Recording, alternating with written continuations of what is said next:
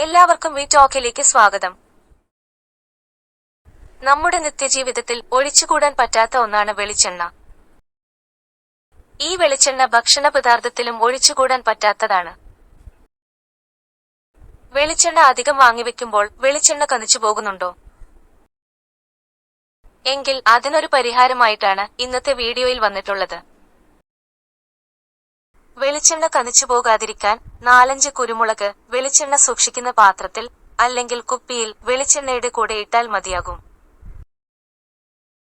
വെളിച്ചെണ്ണ ഏറെ നാള് കനിക്കാതിരിക്കാൻ സഹായിക്കുന്നു. ഈ വീഡിയോ നിങ്ങൾക്കെല്ലാവർക്കും ഇഷ്ടമായെങ്കിൽ ലൈക്ക് ചെയ്യുക, കമന്റ് ചെയ്യുക, ഷെയർ ആൻഡ് സബ്സ്ക്രൈബ് ചെയ്യുക. ഇനി പുതിയൊരു വിഷയവുമായി പുതിയൊരു വീഡിയോയിൽ കാണാം. നന്ദി, നമസ്കാരം.